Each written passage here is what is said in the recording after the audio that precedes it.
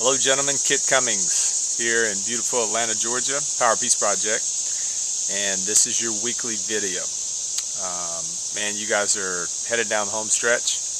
You got just a few weeks left, a couple weeks left, and then in August we're going to celebrate. But it's time to really shift into a new gear and dig down deep. You guys have been studying quotes every day, icons like Dr. King and Mr. Mandela, Mr. Gandhi, and filling your mind with peace and truth and power, and reminding you who you are and how you were created and by whom you were created. And I just want to encourage you, because right now people tend to kind of slip off because you've gotten used to it, and you've been meeting in your groups and you've been discussing things, and so I know that it can be a temptation just to just kind of relax and just get off the beam a little bit, and now is when you got to dig in, and those that are doing really, really good, you got to help somebody. When you see one of your brothers, part of the team, slipping, or if you see conflict rising, or if you see guys that aren't getting along, or you guys that are getting in trouble, we need leadership. And a couple things I want to talk to you about today is, one, reputation. What's your reputation, and what do people think about you as far as your example and how you carry yourself, your language, the way you treat authority, the way you treat your peers, the way you treat weaker young men? What's your reputation? Because your reputation is going to outlive you. I mean, what people say about you, your good name. What kind of name do you have in that facility, in your community, among your family? Because a man's name is important. We're talking about Dr. King decades after he left this planet, and he's still got an amazing reputation. That's what I want. That's what I want for you. And I also want to ask you a question. What does your word mean?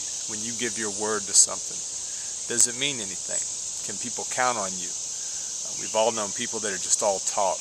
They just always talk a good game, and then when it comes down to it, they're too weak, too cowardly, don't have strong convictions, and they just do what everybody else does. This program is about learning to develop a solid reputation and making your word count, that you're noble, that you're honorable, that when you say you're going to do something, you do it. When you fall down, you get back up. You learn to help a brother who's weaker than you, and you stand up and develop a new name, one that means something, and that you're loyal. And when you say you got somebody's back, you've got it. I know a lot of you guys know a lot about that. When you say you're going to be there, you're there. And when you give your word, or you develop respect, a reputation, those things that matter in there, and I know it. But I'm challenging some of y'all that have just, maybe given up to get back in. And for those that are feeling weak, ask for help. And when you come together for those small groups, man, get back on track. Show the facility and the staff and the administration and your superintendent, your counselors, show one another that you're serious about this thing, man, that you want to practice the life that you want to live when you get out, when you go home to your family, and that you don't ever come back. That's what this program is about. Practice who you want to be. Be a man. Strong men are peaceful and know how to use their brains, and know how to use their language, know how to use their power on the inside, so that they don't have to do the things that are going to get you and keep you locked up. I'm proud of you. This week, reputation and your word. What does it mean to you? And I want to encourage you, man. I'm excited. I'm proud of you. I'm telling your story. We launched the radio show this week, Power Peace Radio.